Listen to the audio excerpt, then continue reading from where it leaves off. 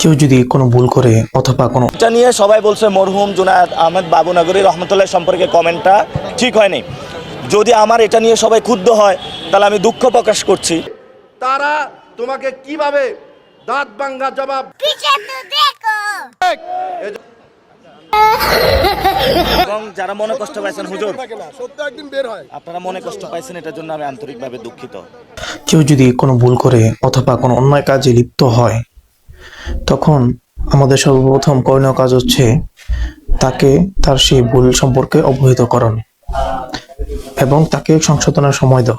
এখন সে যদি তাকে ভুল সম্পর্কে অবহিত করানোর পর এবং সংশোধনের সময় দেওয়ার পরও সে যদি তার সেই ভুল হতে ফিরে না আসে, তাহলে আমাদের কর্তব্য হচ্ছে তার বিরুদ্ধে প্রতিবাদ করা।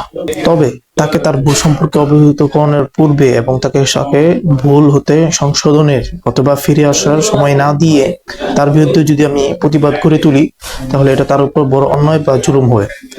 বর্তমানে এই বিষয়টা বাংলাদেশে খুব দেখা যায় যে কোনো একটা দল অথবা কোনো ব্যক্তির পক্ষ থেকে যদি কোনো ভুল দেখা দেয়, তাহলে আমরা সর্বপ্রথম তার বিরুদ্ধে প্রতিবাদ করে তুলি, তাকে ভুল সম্পর্কে অবহিত করি না অথবা ভুল হতে ফিরে আসার সময় দিই না, এর আগে তার বিরুদ্ধে প্রতিবাদ করি। এটা নিয়ে সবাই বলছে মরহুম জুনায়েদ আহমেদ বাবুনগরী রহমতুল্লাহ সম্পর্কে কমেন্টটা ঠিক হয়নি।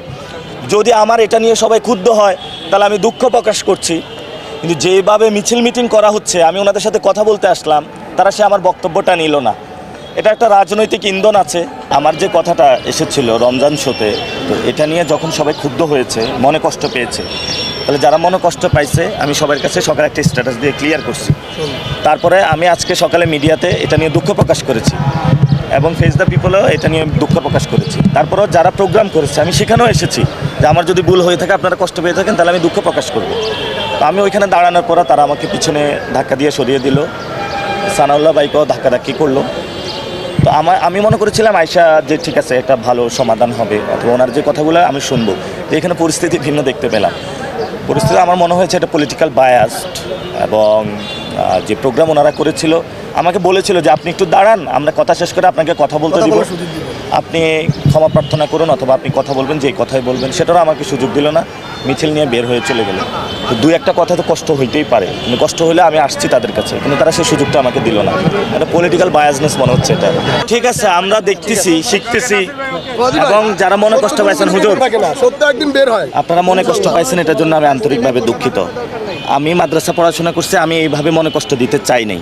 যারা মনে কষ্ট পেয়েছেন, আমি এটার জন্য দুঃখিত। এভাবে বলা ঠিক হয়নি। হ্যাঁ, এভাবে বলা ঠিক হয় না। আজকে যুগান্তরে যেভাবে আসছে আপনার যে বক্তব্য, ওটা ঠিক ছিল। হ্যাঁ, তাহলে আমি তো আগে ক্লিয়ার করেছি, ঠিক না? এবং আপনারা আমাকে ক্ষমা সুন্দর দৃষ্টিতে দেখবেন। আপনি তো জানেন আমি আলেমুল আমাকে কত মহব্বত করি এবং আপনি বিশ্বাস করেন, আমি চাইছিলাম আপনার সংসদীয় আসনে আইসা আপনার সাথে নির্বাচনী কাজ করার জন্য। সত্যি আমি দিনের কথা বললাম। সত্য মিথ্যা ইনিয়ে বিনিয়ে তার বিরুদ্ধে নানা রকম কথা বলে তাকে অপমান করার চেষ্টা করি, জনগণের বিরুদ্ধে, জনগণের কাছে তাকে উত্তেজিত করানোর চেষ্টা করি। নাসিরউদ্দিন পাটোয়ারিকে স্পষ্ট ভাষা বলে দিতে চাই, সরাসরি বাবুনগরী রহমতুল্লাহি আলার বিপক্ষে যে কথা বলেছ, কটূক্তিমূলক কথা বলেছ, বেয়াদবিমূলক কথা বলেছ, তার জন্য তোমাকে মাপ চাইতে হবে। অন্যথায় হেফাজতে ইসলাম আছে, এদেশের তৌহিদি জনতা আছে, আল্লামা জুনায়েদ বাবুনগরীর ভক্ত, মুরিদ, ছাত্র, অনুসারী যারা আছে, তারা তোমাকে কিভাবে দাঁত ভাঙ্গা জবাব দিতে হয় এই বিষয়গুলো তাদের জানা আছে।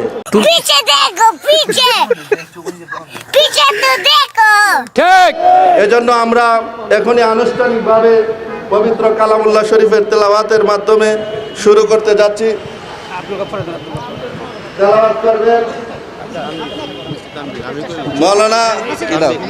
মৌলানা তানবীর আহমদ। আপনি পিছিয়ে যান, আপনি পিছিয়ে যান।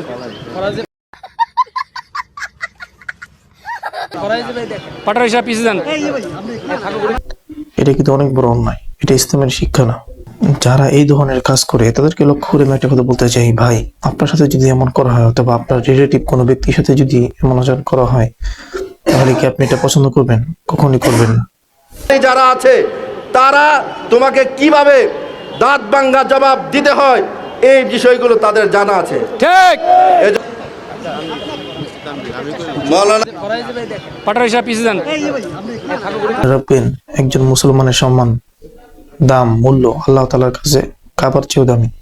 তাই তাকে অপমান করার আগে একবার ভেবে দেখবেন যে আপনার এই কাজটা সহি হচ্ছে কিনা।